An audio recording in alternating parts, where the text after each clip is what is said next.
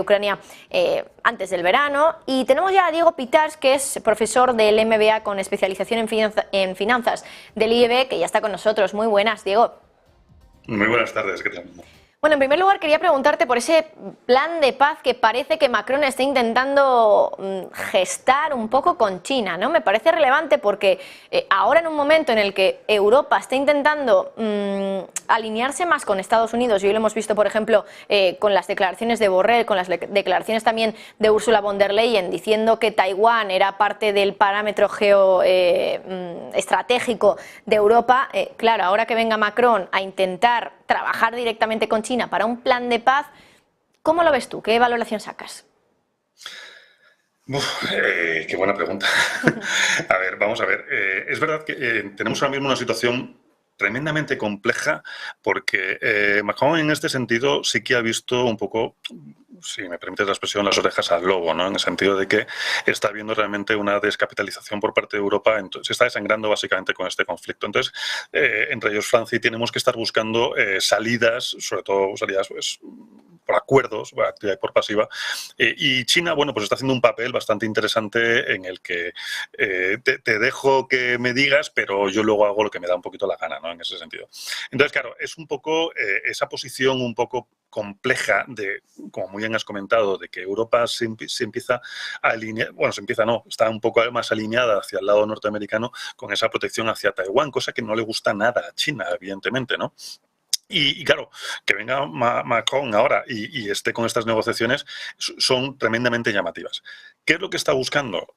Bueno, es verdad, todos estamos buscando una paz, cuanto antes mejor, porque esto, pues, en el tiempo, a quien más le va a afectar es, como ya lo he comentado en alguna otra ocasión, Europa, eso está clarísimo. Pero sí que es verdad que esa paz tiene que venir por China. Entonces, a mí no me parece que esté haciendo un papel malo, pero es un poco extraño en el sentido que, pues lo que decía antes, ¿no? O sea, ¿cómo estamos diciendo que sí Taiwán tiene que estar protegido y hacer un poco su papel individual, Europa apoyando en este sentido, pero mientras tanto estoy apoyando a un China, o sea, negocio con un China sobre un territorio que le afecta, vamos a decir, un poquito menos que el territorio taiwanés, cuando hace 2 días han estado con unas maniobras muy llamativas, vamos a decir las llamativas por no llamarlas de otra manera. Entonces, para mí es jugar un poquito francamente, un poco al escondite. Te doy por un lado y te quito por otro. Es un poco mi visión, ¿eh? Es interesante, ¿no? Y estaría bien también cuáles son los intereses económicos que pueda tener Francia respecto a la relación que tiene con China. Es verdad que al final el eje anglosajón a lo mejor puede suponer en cierta medida una amenaza para Francia. No sé si va por aquí los tiros o no, y Francia también quiere postularse como una potencia que es capaz de conseguir que haya paz en Ucrania, porque al final parece que la batuta la está llevando sobre todo Estados Unidos. No sé si Macron lo que intenta es, después de todo el lío que tiene montado también en su país con el tema de las pensiones y tal, pues que por lo menos en la parte geopolítica ahí pueda emerger como un líder, ¿no? Claro, es verdad, es absolutamente cierto que Francia en estos últimos años ha perdido una hegemonía y una presencia internacional que antes era de muchísimo peso. La ha perdido y efectivamente la batuta, como bien has comentado, me encanta esa expresión, la está llevando Estados Unidos y en cierta medida dentro de Europa, sin ser Unión Europea, Reino Unido, ¿no? Sobre todo con un apoyo muy mayoritario a Ucrania, ¿no? Principalmente. Pero efectivamente, se está posicionando o quiere levantar un poquito la patita. No sé si es una estrategia también política precisamente por eso, porque bastantes problemas tiene en casa como para ponerse a repartir fuera. Y luego también que no olvidemos que todos los países de la Unión Europea somos Unión Europea hasta que nos vemos con problemas. Y un problema que tiene ahora mismo Francia, que además a España pues nos ha afectado también, es el tema energético. Quiere renegociar en cierta medida eso, o por lo menos tener buena cara con los potenciales socios, porque no nos olvidemos que, nos guste o no nos guste, China está ahí y China es ahora mismo la barrera del peaje que hay que pasar para poder tener abastecimiento de tecnología, de energía junto con Rusia, etcétera, etcétera. Entonces, para mí es casi más un aquí estoy yo también, levanto un poco la mano y hacerme un poquito de caso, ¿no? Más lejos es que me estoy acordando ahora, por ejemplo, de cuando hace unas semanas anunciábamos que Total Energies había firmado un acuerdo para venderle petróleo o gas, me parece que era gas, a China en yuanes, que esto era algo que no se había hecho nunca. Es verdad que era gas que venía de Emiratos Árabes Unidos y que por ahí a lo mejor podíamos decir, bueno, no, a lo mejor no es tanto iniciativa de Francia, pero claro, que una empresa francesa esté haciendo ese tipo de operaciones o de transacciones con China, haciéndolo en yuanes, es llamativo, ¿no? Bueno, al final, esto a lo que nos lleva es un desplazamiento, del dólar a nivel hegemónico mundial, ¿no? Yo no digo que China quiera que el yuan esté presente en todo el mundo, porque, bueno, para eso son bastante reservadetes, ¿no? Pero sí que es verdad que hay un desplazamiento importante y sí que es llamativo porque, al fin y al cabo, no olvidemos que China va a ser el mayor consumidor, y si no lo es ya, el mayor consumidor de petróleo del planeta. Entonces, oye, cuanto antes mis empresas también se posicionen para hacer negocios contigo, pues más contentos todos, ¿no? Uh-huh. Bueno, y además también hablábamos del tema de Taiwán, ¿no? Me parece importante y reseñable, ¿no?, las palabras que hoy ha pronunciado Borrell. Vamos a ver si nuestros compañeros pueden recuperar el fragmento donde escuchábamos a Borrell hablar de Taiwán, donde decía que es parte del parámetro geoestratégico de Europa, justo después de que Macron dijera, después de esa visita a China, que bueno, pues que no había que alinearse tanto con Estados Unidos respecto a Taiwán. Me parece que tenemos esas declaraciones para que lo podamos escuchar directamente, para que puedas escucharlas también tú, Diego, así que vamos con ello. Taiwán es fundamental para Europa, por tres razones. Porque es el estrecho más estratégico del mundo, y en particular para nuestro comercio. Tenemos que estar allí presentes a través de Freedom of Navigation Operations, a través de nuestras flotas. Segundo, no solamente por una razón moral, que una acción contra Taiwán por fuerza tiene que ser rechazada, también es porque sería, en términos económicos, gravísimo para nosotros, porque Taiwán tiene un papel estratégico en la producción de los más avanzados semiconductores. Finalmente, si queremos ser, y decimos querer ser, un poder geopolítico, tenemos que estar presentes en todas las partes del mundo para reafirmar nuestras posiciones, para defender nuestros intereses, para llamar a la calma, para prevenir provocaciones, vengan de donde vengan. Y por eso la mejor solución es volver al statu quo antes. Taiwán es claramente parte de nuestro perímetro geoestratégico para garantizar la paz, para defender nuestros intereses sin echar leña al fuego. Bueno, Diego, la primera frase que ha pronunciado aquí Borrell es: Taiwán es fundamental para Europa. ¿Es verdad que es fundamental para Europa? ¿Es cierto? Bueno, es fundamental que sí para el mundo entero. Hay que tener en cuenta que es el principal productor, efectivamente, de semiconductores y microchips del mundo. Entonces, pero que curiosamente estos microprocesadores y estos chips los imprimen con máquinas europeas. Es lo gracioso, ¿no?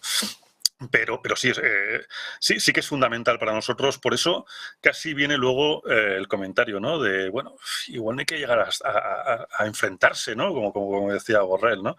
Que imagino que luego comentarías esa frase.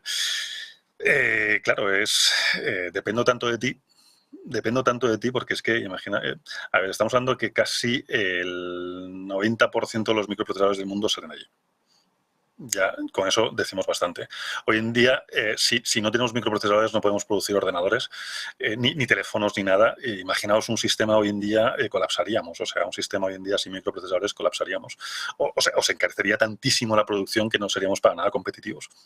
Entonces, sí, nos guste o no nos guste, estratégicamente es muy importante. Diego, por cierto, está hablando ahora Stoltenberg en una conferencia de la OTAN. No sé si tienes tiempo como para escucharlo y poder hablar un poquito de esas palabras, pero nosotros, mientras tanto, vamos a poner esa comparecencia, escucharla unos minutos y la comentamos enseguida. Perfecto. Of international arms control agreements that have kept the world safe. The Kremlin has chosen to dismantle arms control and undermine strategic stability. By suspending its participation in the New START Treaty, failing to comply with the INF Treaty, increasing provocative nuclear rhetoric, and threatening to deploy tactical nuclear weapons in Belarus. These are irresponsible acts designed to deter NATO allies from supporting Ukraine, but they will not work. Because while we take Russia's threats seriously, we will not be intimidated. Russia is the most direct threat to our security. But the broader global security landscape is also troubling. China is rapidly growing its nuclear arsenal without any transparency about its capabilities. Iran and North Korea are blatantly developing their own nuclear programs and delivery systems. And new technologies, from artificial intelligence to autonomous systems, come with great potential risks that need to be understood and managed. Our world is more dangerous and less predictable than it has been for generations. And the arms control regimes that we have depended on for so long are unraveling. But we need to remember that arms control agreements are not made between friends. They are made between adversaries. And some of the most successful arms control agreements were reached in periods of heightened tensions. That is what happened during the Cold War, and it can happen again now. So now is the time to roll up our sleeves and to do what is needed to reduce risks, increase our security, and consider how to achieve a more peaceful, stable, and prosperous future. NATO plays a vital role in this effort. NATO will remain a nuclear alliance for as long as nuclear weapons exist. We will always maintain the appropriate mix of capabilities to ensure our security. Our strategic concept, published last year, emphasizes the importance of arms control, disarmament and non-proliferation for our deterrence and defense. So in the short term, we need to bolster existing global arms control regimes. Principally, the Nuclear Non-Proliferation Treaty and the Chemical and Biological Weapons Conventions, key pillars of the existing architecture. And we should push back against efforts that risk undermining the existing non-proliferation framework, including the Treaty on the Prohibition of Nuclear Weapons. We also need to engage with other countries around the world, including those in the Global South. The use of nuclear and other weapons of mass destruction fundamentally changes the nature of conflict. This is something we can all agree on. It's a starting point for making progress. As we look to the future, there are further areas that need our attention. The rapid spread of new disruptive technologies demands an entirely new approach. We cannot simply count and limit the number of algorithms or artificial intelligence systems a country has as we would missiles and warheads. Ensuring strategic stability in this more complex technological environment will require a different approach to effective confidence building, transparency, verification, and compliance for a new era. And we need to develop the expertise to understand and to manage these new risks, so different from those faced by previous generations. We are determined to develop a shared, universal gold standard for responsible use of new technologies in defense.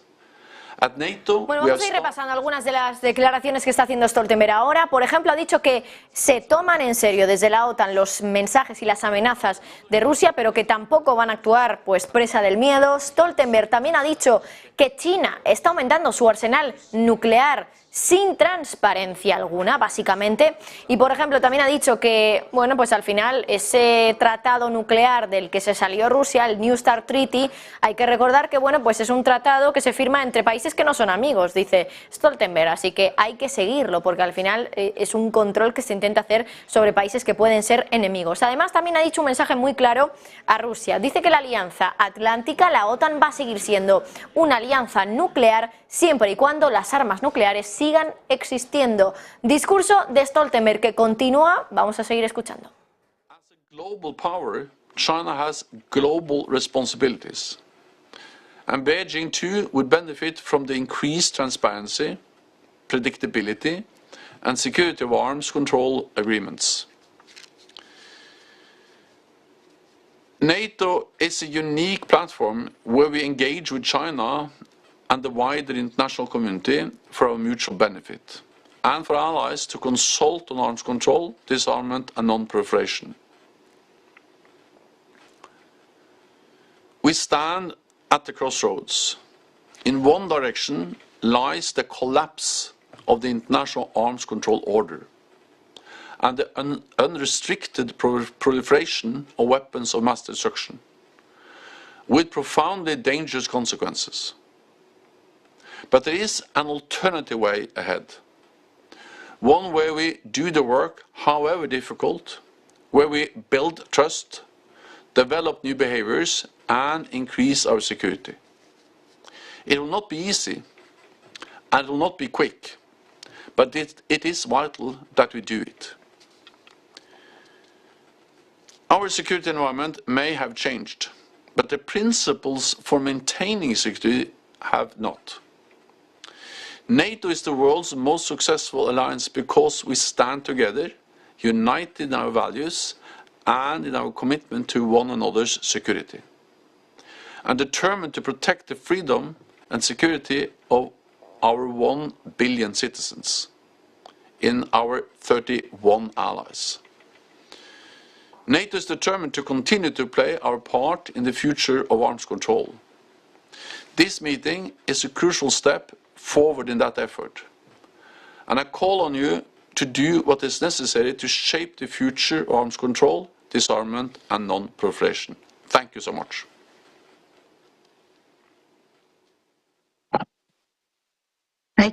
Bueno, pues hasta ahí el discurso de Jens Stoltenberg, el secretario general de la Alianza Atlántica, advirtiendo de que hay que seguir un camino hacia el control de armas, diciendo básicamente que es intolerable que Rusia haya salido de ese tratado nuclear, que se toman en serio las amenazas de Rusia, pero que no pueden estar presa del miedo. Y además también advirtiendo de que es verdad que de momento la principal amenaza para la seguridad de la OTAN es Rusia, pero que China también está aumentando su arsenal de armas nucleares a un ritmo, bueno, pues que no puede pasar desapercibido, y que además dice Stoltenberg que está haciéndolo sin transparencia. Me parece que todavía tenemos al otro lado a Diego Pitarch. Diego, me parece que sigues por ahí. Aquí sigo, sí, sí. Bueno, Diego, no sé si has podido escuchar mientras tanto a Stoltenberg. He hecho algún resumen de los titulares con los que me quedo. Nos tomamos en serio las amenazas de China. Rusia, China está aumentando su arsenal nuclear sin transparencia. Estamos ahora mismo en una intersección muy importante donde por un lado tenemos pues esa falta de control de armas nucleares. ¿Con qué te has quedado estas declaraciones de Stoltenberg? Pues me he quedado principalmente con ese magnífico resumen, pero aparte también de una cosa que ha dicho que bueno, pues me ha llamado poderosamente la atención. Primero es que no es realmente cierto que Rusia se haya salido, ha suspendido, que es diferente, o sea, se mantiene dentro del acuerdo nuclear, pero ha suspendido temporalmente, básicamente pues porque tampoco pueden ir a hacer inspecciones a un sitio que está en guerra. O sea, que es que creo que es bastante lógico, lo voy a poner entre comillas, ¿sí? Lo segundo, creo que ha dicho una parte muy interesante, sobre todo en la primera parte que hemos oído, que ante la proliferación de armas y la inteligencia artificial estamos en un momento muy incierto y muy cercano a lo que era el antiguo telón de acero, ¿no? Y donde realmente nadie sabe qué es lo que tiene al lado. Bueno, a ver, es que estamos en guerra, o sea, que es que, vamos, nosotros no, pero hay países que están en guerra y bueno, pues tienen esas limitaciones. Y claro, efectivamente, no sabemos lo que está haciendo China, ni te lo va a decir, o sea, que es que no sé por qué te alarmas tanto, o sea, es que tú le has contado a China lo que estás haciendo, China te lo tiene contra ti. Yo entiendo que si hubiese paz, amor, armonía y todos fuéramos súper felices, pues bueno, pues estas cosas no ocurrirían, pero es que el mundo no es así, o sea, desde que el hombre es hombre, este tipo de conflictos, este tipo de secretismos existen. En la época medieval no le contaba a uno cuántas catapultas tenían para atacar un castillo, pues ahora tampoco vamos a andarnos con tonterías, más que nada no por un tema de ataque, que es un poco, a mí me ha dado un poco la sensación esa, que era un enfoque de, oye, nos están amenazando, no, también vamos a dejarles que se defiendan igual que nosotros nos tenemos que defender, exactamente igual. Entonces, me ha parecido una crítica un poco llamativa en ese sentido, ¿no? Como que la culpa es todo de todo el mundo menos de nosotros, ¿no? Yo creo que todos tenemos un poquito de culpa en todo esto. Bueno, pues Diego, por último quería hablarte ya de otras cuestiones que no tienen tanto que ver con esta comparecencia de Stoltenberg. Por ejemplo, hoy sabemos que va a hablar ante el juez el periodista detenido del Wall Street Journal, detenido en Rusia. No sé si va a poder realmente pues, pedir esa libertad que tanto ansía, desde luego. ¿Qué es lo que podemos esperar de cómo acaba o cómo puede acabar este capítulo, ¿no? de todo lo que tiene que ver con la guerra en Ucrania, que bueno, pues afecta a este periodista? Hoy va a hablar ante el juez, va a pedir ese recurso de apelación. ¿Crees que puede conseguir la libertad? Yo espero que sí, francamente. Creo que la libertad de prensa tiene que ser absoluta y no puede haber este tipo de cosas. Yo creo que también aquí Rusia está utilizándolo un poco a nivel mediático para que se fijen en nosotros, luego libraremos y nos colgaremos una medallita de qué buenos somos, ¿no? Yo creo que también va un poquito por ahí la idea. Yo francamente espero y deseo que así sea. Se le va a juzgar. Creo que no hay nada realmente de peso para poderle condenar en nada. Tampoco estoy metido en esa investigación, obviamente, pero para mí tiene más un carácter mediático más que realmente lo que puedan estar buscando de este periodista, ¿verdad? Diego, y por último, seguimos viendo o teniendo información nueva sobre los papeles del Pentágono, sobre cosas que está haciendo Estados Unidos, y ahora dicen que espió a Antonio Guterres, al secretario general de la ONU, de Naciones Unidas, y que, por ejemplo, pues no estaba contento Guterres con el hecho de que le mandaran a Ucrania, básicamente porque había hecho muchos viajes. Pero bueno, en definitiva, quería preguntarte por esas últimas informaciones que emergen de esos papeles del Pentágono. ¿En qué lugar ponen a Estados Unidos? Ya tenemos por un lado a un detenido, a Jack Teixeiras. Seguimos teniendo investigaciones del FBI que bueno, pues afectan a otras personas que trabajaban. Por ejemplo, hablábamos hoy de Sarah Bills, de una ex suboficial de la Marina de los Estados Unidos, que también podría haber ayudado a difundir esos papeles del Pentágono. ¿Cómo estás viendo todo esto? Porque hay gente que dice que no se cree que esto haya sido sin querer, que puede haber sido algo que Estados Unidos haya hecho a propósito, la filtración de estos papeles, que puede haber sido Rusia la que haya filtrado esos papeles. Hay muchas teorías, desde luego. ¿Cuál es la tuya, Diego?